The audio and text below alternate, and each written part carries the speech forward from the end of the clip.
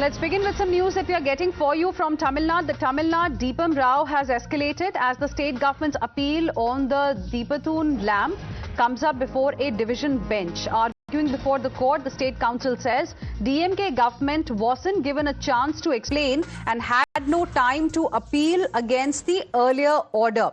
The state says only 10 people were permitted, but the petitioner gathered a crowd, leading to attacks on police and eventually even barricades being broken. Just look at those dramatic visuals that we are getting for you of what really happened. BJP says this is suppression of Hindu rights, and state government, state government's council is also arguing in the court, saying that they weren't given enough chance to explain their point of view. Dharini, my colleague, is joining us on the phone line for more on this. Dharini, give us more details.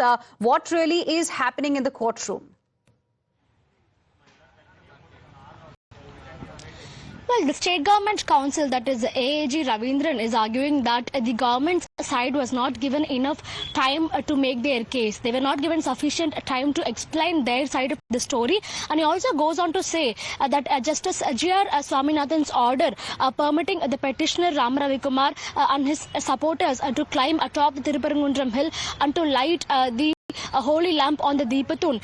This is judicial overreach. The state council calls this judicial overreach because they say that all these orders, they're being pronounced in such an urgency, and that the reason behind the urgency is something that is not understandable.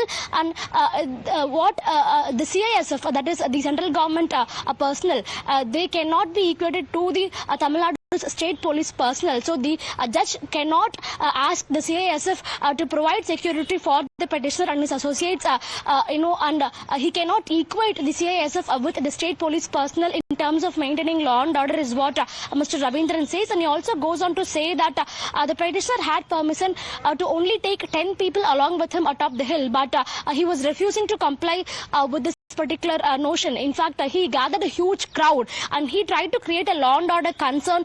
Barricades were broken, police personnel were attacked, and in fact there was a potential disturbance to public harmony. That is why the district administration had to come in and impose section 144 to make sure nothing untoward happens, is what the state council says at this point. So they are justifying their stand at all levels. They say that the petitioner was allowed to only take 10 of his supporters along with him atop the hill, but he was refusing to do that. He said that he'll be taking a huge crowd along with him, and he was trying to create a law and order concern. He was trying to create a lot of chaos, and he was trying to create an uneasy situation on the ground, which ultimately made the district administration impose section 144, is what the state government says at this point. But on the other hand, the petitioner Ram Ravi Kumar, he is refuting all these allegations. Well, he says that that's another update that we are getting for you, Dharini. Interrupting you there, stay on with us. Let's tell our viewers about the petitioner's side of the story. Now, in this Deepam row, a big update has come from the court.